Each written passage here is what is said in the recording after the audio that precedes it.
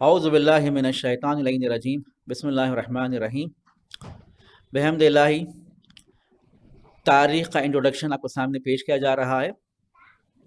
آج بھی ہم اسی تاریخ کے انٹروڈکشن میں بیان کریں گے اس عنوان کے ساتھ کہ تاریخ کے پڑھنے کا فائدہ کیا ہے، بینیفٹس آف اسٹڈنگ تاریخ۔ ہم تاریخ کیوں پڑھیں، وہ بھی تاریخ جو ہزاروں سالوں پہلے کی۔ انسان کو اس کے پڑھنے سے فائدہ کیا حاصل ہوتا ہے؟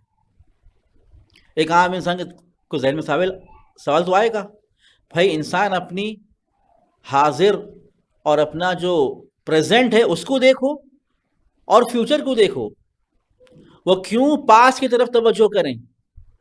وہ جو گزر گئے، جن کا کوئی نام اور نشان صرف کتابوں میں ہے، ہمارے درمیان موجود نہیں ہے، کیوں ان کے بارے میں پڑھیں؟ یقیناً دیکھیے اس میں آپ کو یہاں پر فوائد آپ کو سامنے بیان کیے جائیں گے۔ یہ سوال تو آئے گا، اب اس سوال کا جواب دینا ضروری ہے کہ تاریخ کے مطالعے سے، تاریخ کے پڑھنے سے ہمیں فائدہ کیا ہوتا ہے۔ چند فائدے آپ کو سامنے ذکر کروں گا۔ پہلا فائدہ دیکھیے اس میں جب انسان تاریخ کا مطالعہ کرتا ہے تو اس کے علم میں اضافہ ہوتا ہے۔ توجہ کریے آپ، علم میں اضافہ ہوتا ہے۔ تاریخ کے جو ایونٹس ہیں، تاریخ کے جو حوادث ہیں، جب اس میں فکر کرے گا، غور و فکر کرے گا، اسے انالائز کرے گا، تحلیل کرے گا، تو اسے نتائج ملتے جائیں گے۔ جو جنگیں جو صدر اسلام میں واقع ہوئی ہیں، چاہے جنگ بدر ہو، چاہے جنگ احد ہو، چاہے جنگ خندق ہو، جب اس میں انالائز کرے گا تو نئے اسے معلومات میں اضافہ ہوتا جائے گا۔ یہ خود نالج ہے۔ جس طرح سے انسان سائنس کے ذریعے سے نالج حاصل کر رہا ہے، ایکسپیریمنٹس کرے گا، جس طرح سے میتھمیٹکس کے ذریعے سے وہ نالج کو حاصل کر رہا ہے، یہاں پر بھی انسان دیکھیے آپ وہ ہسٹوریکل ایونٹس میں اپنے فکر کو استعمال کرے گا، انالائز کرے گا، اور ایک نئے چیزیں اسے سمجھ میں آئیں گی۔ یہ خود نالج ہے۔ اور انسان جہاں بھی نالج ہو وہاں پر انسان فطری طور پر رغبت کرتا ہے۔ انسان علم اور نالج سے دوری اختیار نہیں کر سکتا، چاہے وہ نالج آپ کے ایکسپیریمنٹس میں ہو، چاہے وہ نالج آپ کے میتھمیٹیکل سولوشنز میں ہو، چاہے وہ نالج آپ کے اکاؤنٹس میں ہو، چاہے وہ نالج آپ کے ہسٹوریکل ایونٹس میں ہو۔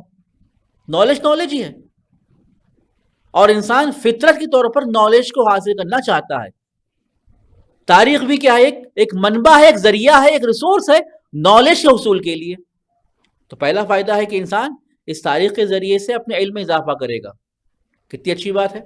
اور دوسری اہم بات دیکھیں آپ تاریخ، اور اس کو اہم بات بتانے سے پہلے دیکھیں قرآن کی آیت بھی ہے، سورہ اعراف کی آیت ہے، اور اللہ ہی حکم دے رہا ہے، فقصص القصص، اے رسول لوگوں کے درمیان، انسانوں کے درمیان میں انہیں قصے بیان کرو۔ آدم کا قصہ بیان کرو، نوح کا، موسیٰ کا، عیسیٰ کا، ابراہیم کا قصہ بیان کرو۔ کیوں؟ لعلہم یتفکرون، تاکہ وہ لوگ اس قصوں میں تفکر کریں، اپنی فکر کو استعمال کریں، اپنی عقل کو استعمال کریں۔ جب اپنی عقل کو استعمال کریں گے تو وہ حقیقت تک پہنچیں گے، انہیں حقائق سمجھ میں آ جائیں گی، انہیں علم حاصل ہوگا، انہیں معرفت حاصل ہوگی، ان کے ایمان میں اضافہ ہوگا۔ توجہ کر رہے ہیں آپ؟ اللہ کا حکم ہے، اپنے حبیب سے کہہ رہا ہے اللہ، قصوں کو بیان کرو۔ اس قصوں میں معرفت ہے، حقیقت ہے، اور ہمیں وہ جاننا ہے۔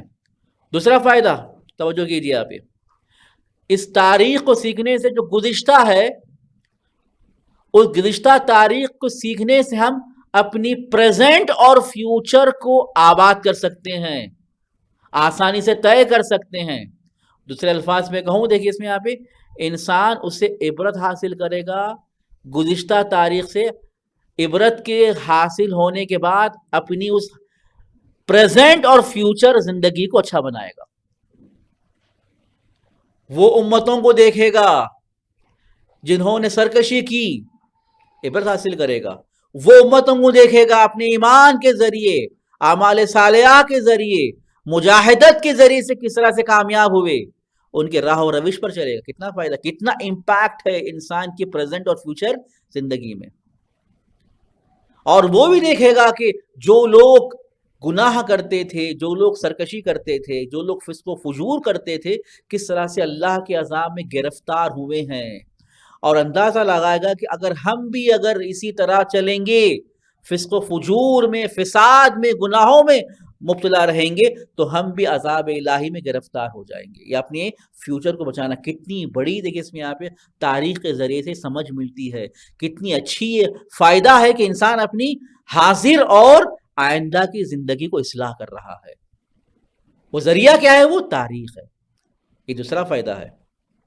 تیسرا فائدہ دیکھیے آپ، یہ وہ دیکھے گا کہ رسول اللہ صلی اللہ علیہ وآلہ وسلم جب مکے میں تشریف لائے تھے، وہ زمانہ جو جاہلیت کا زمانہ تھا، اس زمانے کو آپ نے اپنی تبلیغ کے ذریعے، اپنی رسالت کے ذریعے، اپنے پیغامات کے ذریعے اس جاہل لوگوں کو ایک کمال عطا کیا ہے، ایک ورچوئس سوسائٹی میں تبدیل کیا ہے، ایک مدینہ فاضلہ میں تبدیل کیا ہے۔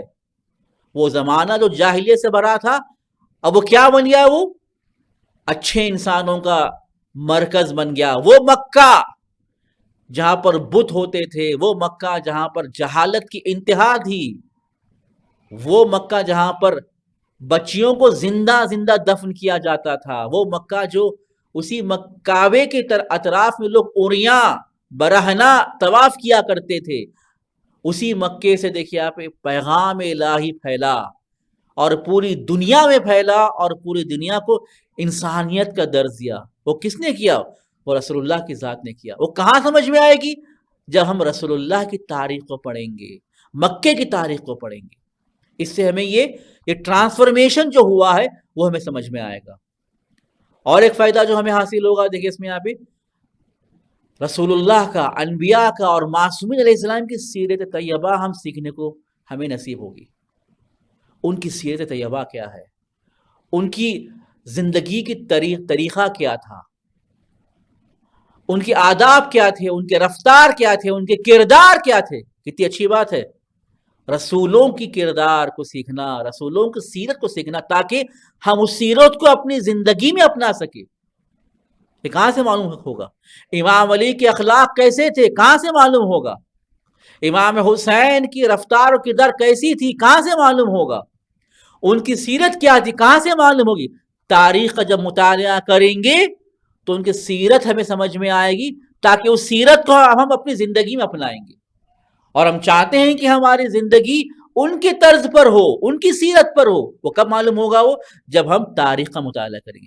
یہ بہت بڑا فائدہ ہے۔ یہ فقط ایسا نہیں گزشتہ لوگوں کی تاریخ پڑھ رہے ہیں، ہمیں کیا ضرورت؟ فائدہ یہ ہے کہ جو گزشتہ میں جو اچھے لوگ تھے، نوبل لوگ تھے، ان کی سیرت کو ہمیں اپنانا ہے، تاکہ ہم اپنی زندگی کو بھی آباد کرنا ہے۔ اور اسی تاریخ کو ہم آپ کے سامنے مکمل بیان کریں گے، جو رسول اللہ سے شروع ہوگی۔ اور پہلے بھی میں عرض کر چکا ہوں، دیکھیے آپ جب رسول اللہ کو جب تاریخ پڑھنا شروع کریں گے تو ہمیں جاننا ہوگا کہ اس دور میں جو شبہ جزیرۃ العرب ہے، جو مکہ ہے، اس دور میں روم کی حکومت کیسی تھی، اس دور میں ایران کی حکومت کیسی تھی، انشاءاللہ جو آئندہ کی ویڈیو میں آپ کے سامنے بیان کیے جائیں گے۔ والحمدللہ رب العالمین۔